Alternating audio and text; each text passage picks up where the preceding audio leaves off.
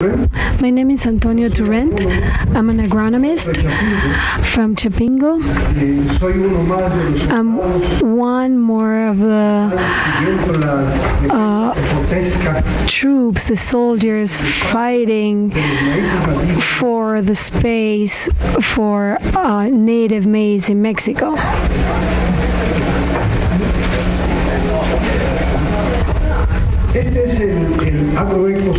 This is the agroecosystem in North America. I want to emphasize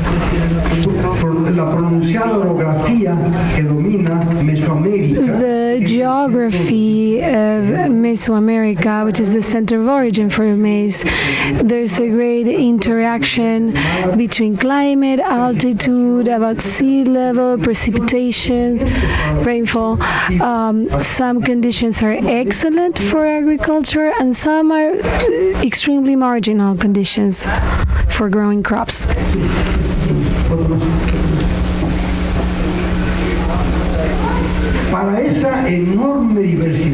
For that huge variety of agro niches in Mexico, there's one race, specialized race of native corn, especially this one here, this giant here, and other races like Tuspeño, Chalqueño, Celaya. They specialize in like very high yields. And from that we go to maize like Naltel, that is special for conditions that are very extreme. In Yucatan, which is lime rock, cracked, and in those cracks there's a little bit of soil, and that's what this race is adapted to, the Naltel. From like the Mayan culture, development is based on this kind of maize. It's all for human consumption. And let's forget, we're going to talk more about this, how maize became animal feed around the world. But there are conditions of great altitude above sea level, where the arrocillo race, the palmero toluteño, and the cacahuacinte prosper and thrive because they're adapted to those conditions. These are native races for human consumption. I'm going to ask you to remember this race, Oloton, because I want to talk a lot about this race. This is for very highly acidic soils with very little light in the forest, in the Sierras. And there's a lot more to say about this. One race that's very important for climate change is Chapalote. It's a kind of maize that developed at very high temperatures, 43 to 46 grades centigrade. And this race is adapted to those conditions, the Chapalote. And I don't want to spend a lot more time describing all these races, but these races are all for animal consumption. When the two worlds meet, most of these races of maize were here.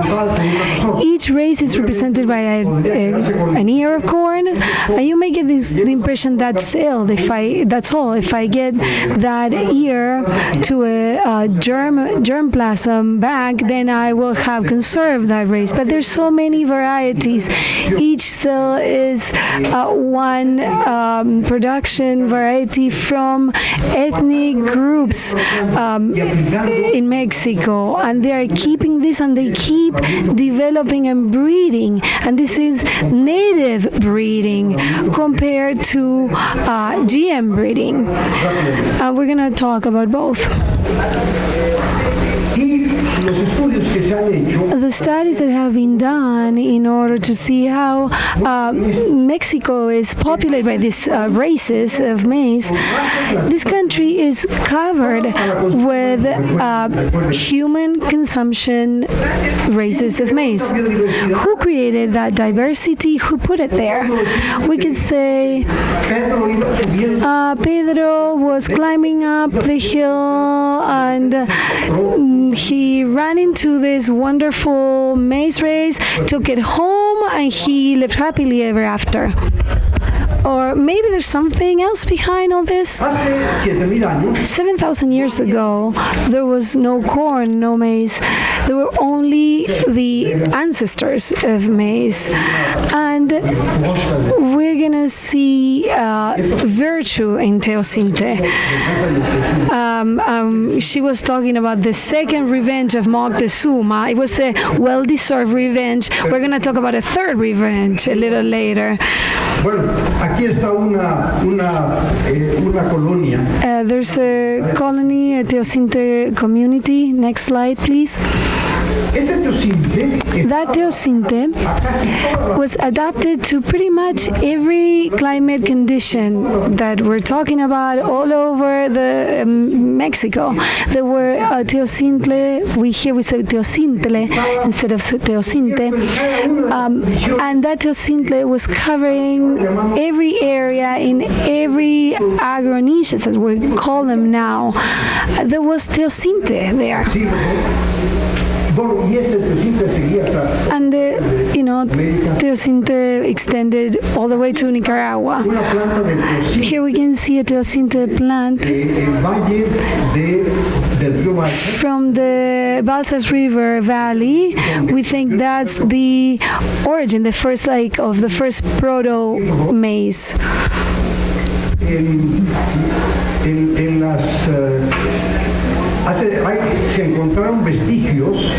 And some vestiges of the first years of this proto-maize were found before it reached the level that we know now, and it's from 6,250 years ago.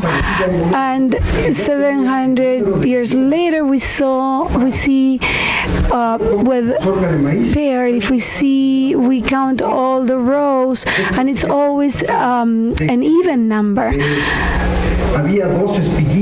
It was the idea that there were 2 spikelets per knot, and there used to be 1. That's because of the domestication process. However, how many individuals of Teosinte I showed you from the Balsas Basin, how many individuals intervened in that domestication till they reached the first proto-maize? It was a very small number. There is a bottleneck there, and from that bottleneck, the whole diversity developed, because that maize had very narrow diversity. And the question is, how is it that we could get out of that bottleneck and to end up with the biodiversity of Teosinte?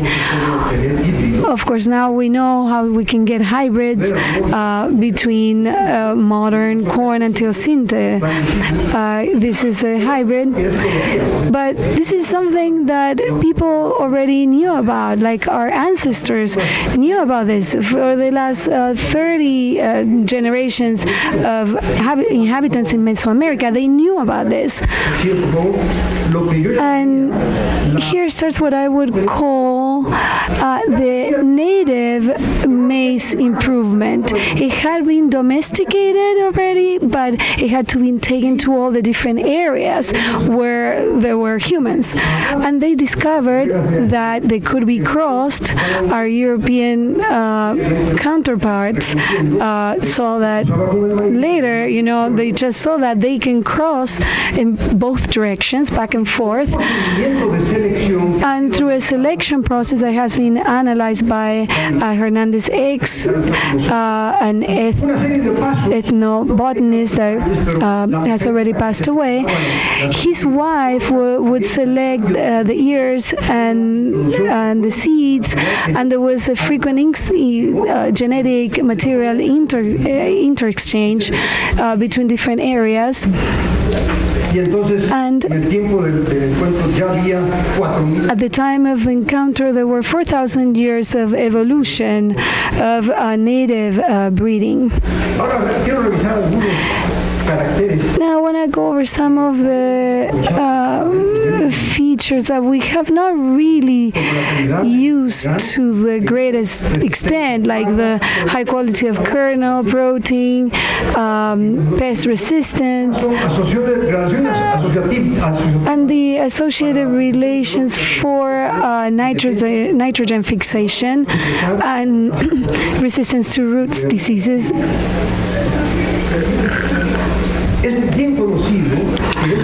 It's very well known that these native races of maize in Oaxaca have this, it's been called the crying or the weeping corn. At the end where the root starts to grow, we see this.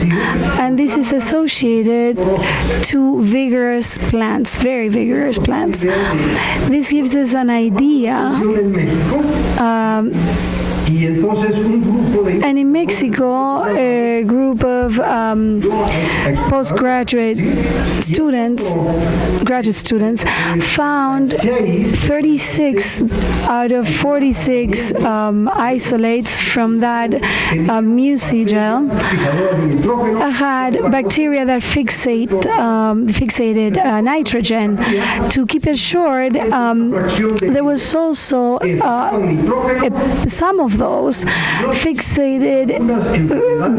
nitrogen that produce means to fight infections in the root and regulated growth. And they had the capacity to dissolve phosphorus in highly acidic soils, pHs from 4 to 4.5.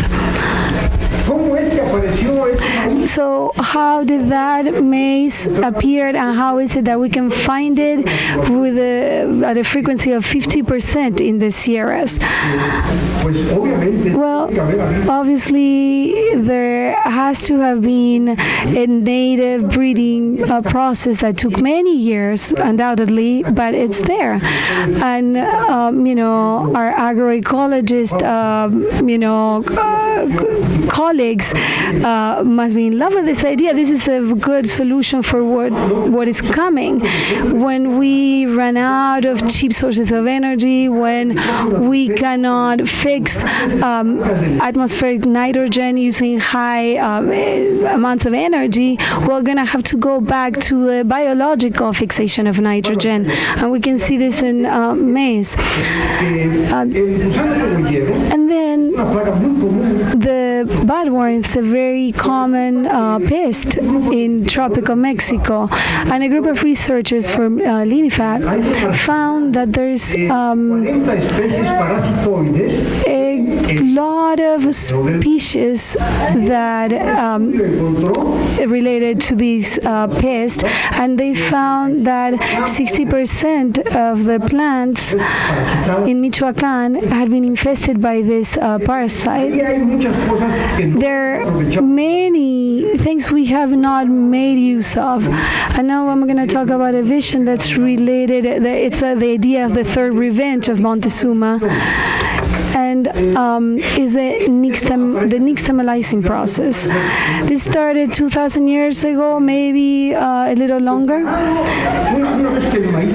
Once maize has been cooked in some alkaline element, it turns into, well, there's a precursor that cannot be used, but using this treatment, it can be used for human consumption. It increases the amount of calcium in the grain, like 8 times, through this process of nixtamalization. The phytic acid is something that is known to interfere with the use of minerals like calcium, manganese, and others. And it eliminates some of the mycotoxins that can attack the kernel that is consumed. Right now, the nixtamalized corn consumption is 53% of the diet. It's eaten as a grain, the way our ancestors taught us, and it's 39% of the protein intake in the national diet. These are the examples. It's about 600 different dishes, drinks, tamales. The interesting thing is that each of them, or most of them, most of those foods require specific race of native maize. We cannot do a GM corn. I don't know whether my colleagues from the Torrillo are here. Oh, they're here.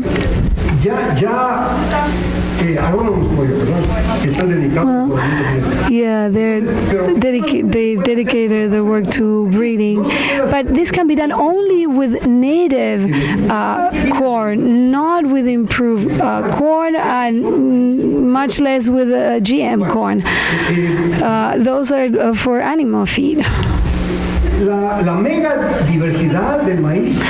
The diversity of Mexican corn,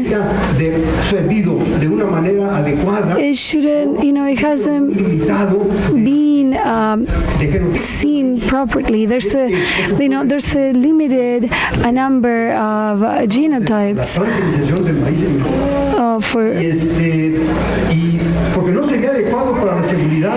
it wouldn't be good for food security because there are conditions where GM corn production would be zero in some conditions, of course, like in Yucatan, or in very arid conditions in Zacatecas, Chihuahua, it would be impossible. And in terms of the multicultural uses of maize in food and as a clean ecology, in marginal conditions, marginal soil conditions, there's nothing that can compete with native races of maize.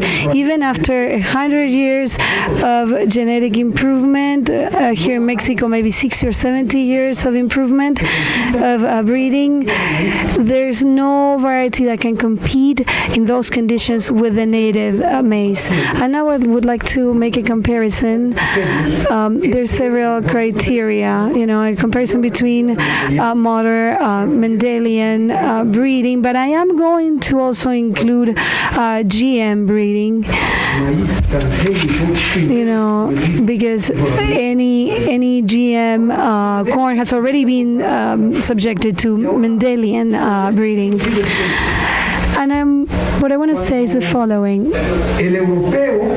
When Europeans discovered maize in Mexico and took it as a grain to Europe in the 16th century, they didn't take with them the nixtamalizing process.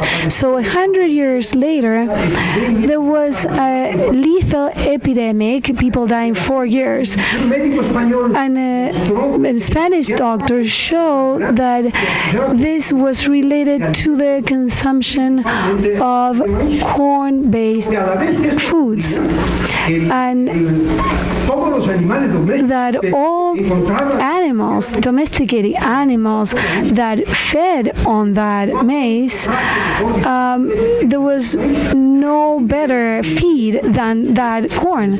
So in these countries, in Spain, Italy, from those countries, corn was taken to other places around the world, saying that it was the best animal feed, but it was not good for human consumption because it killed people.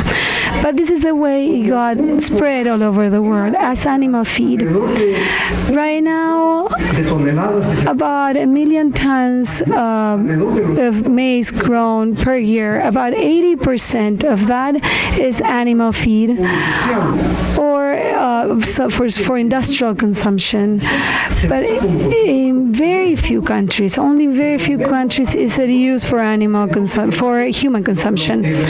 And this is because Europeans did not see the value in the nixtamalizing process. Right now, some countries use more corn than us, like in Africa, and they still suffer from pedagogy, even though now they know how the problem could be solved. And that is a characteristic of the modern breeding.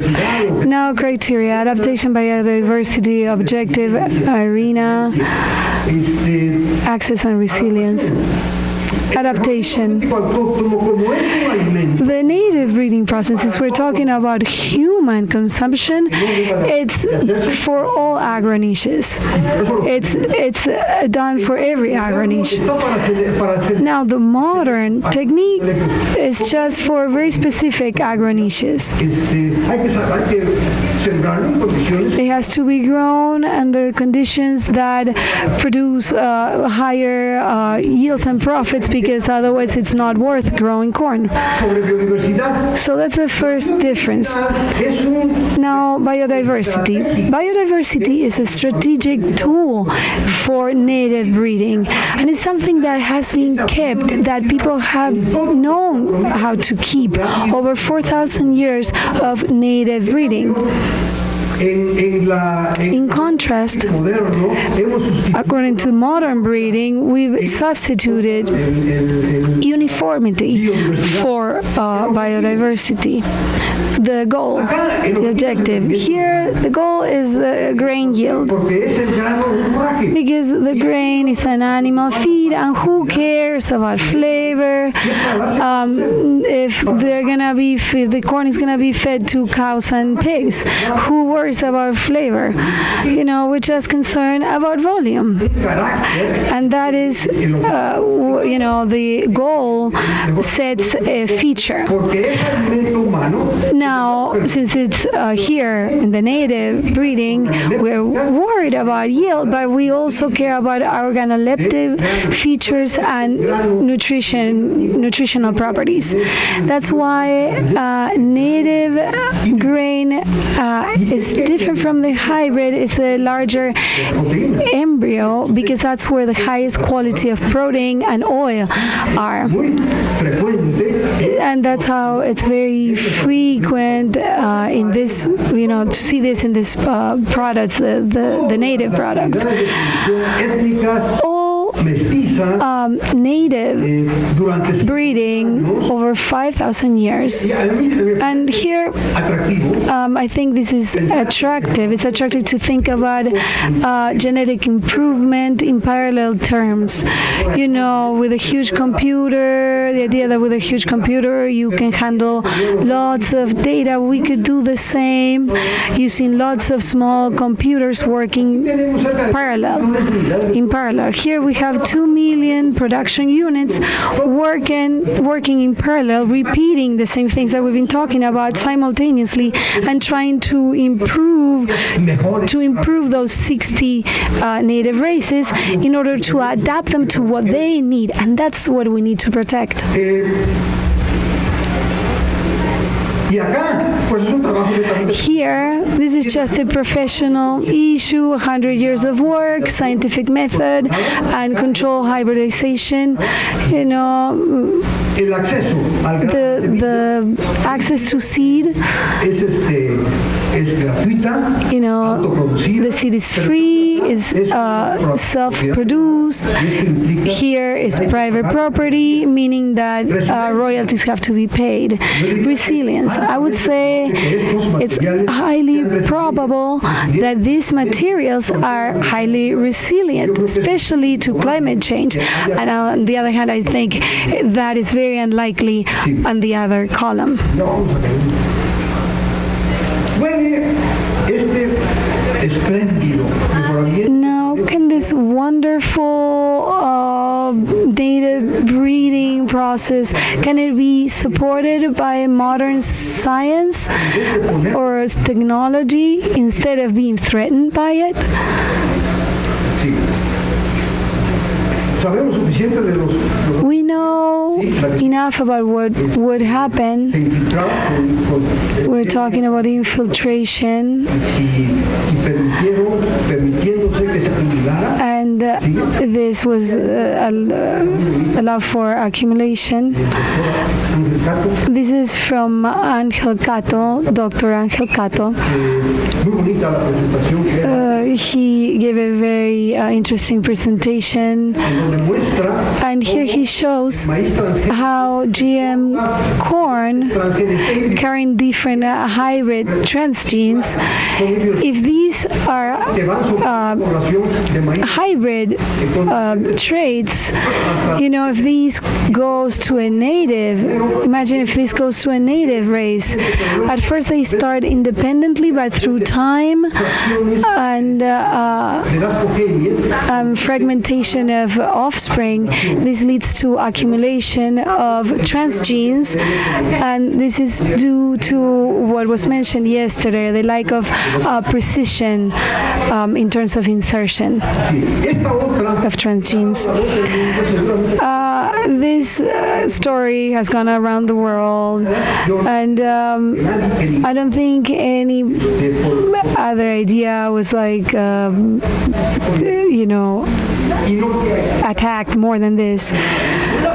I'm not really gonna go into details, but these rats fed with NK603. This is the event that they're trying to introduce in Mexico.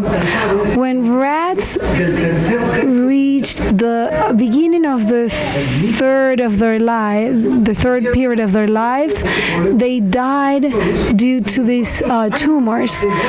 First, the males died due to liver and kidney damage. I mean, this is terrifying just to think, you know, rural Mexican mothers eat blue corn because it's good for breast milk production.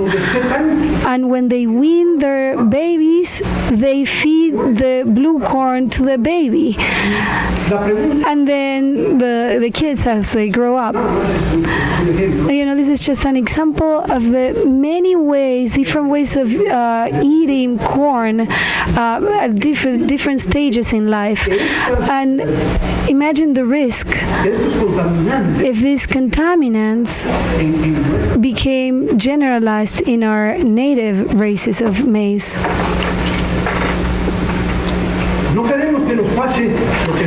We don't want to see here what we're seeing in the U.S. This is from 1992, the use of glyphosate, and this is current. And here, this, I think I'm running out of time. Oh, I'm out of time. I'm not going to talk about this, but I'm just going to say this is related to a commercial kingdom that has been created in Mexico. I mean, around the world, and they want this in Mexico too. This attracts researchers and growers and governments, and this is a worst risk we're facing. Bueno, ¿y qué hemos hecho en México? What have we done here in Mexico La colectiva es un trabajo que se ha hecho. regarding this tyranny? Well, in the last 3 years, we were able to file a lawsuit. It was citizens, Mexican citizens and organizations suing the Mexican government and some GM companies, demanding the Mexican right to enjoy maize biodiversity the way they think maize needs to be and biodiversity needs to be used. And they were demanding the precautionary measure, saying that there should be a moratorium on the growing of GM corn. So for the last 3 years, it's been illegal to grow corn, GM corn in Mexico, Es obvio, in the open. And I'm not even gonna read this. tenemos los mexicanos que tomar muy en So Mexicans aprender de los need to take this seriously. We have to learn from Europeans. We have to learn from Europeans how Spanish or a French parent teaches their kids to taste expensive wine and what you're supposed to expect in your palate when you taste it. And even if the wine is expensive, even if they're cheaper wine, that's produced industrially, we should not be teaching our kids to enjoy the flavor of a pepitilla corn chip or tortilla. We need to teach our children in which area of the country this was produced and from which maize race, native race. And this is what we should learn and teach. We should learn this from Spain and from France. The way they can pass on this value to the next generation. Thank you very much.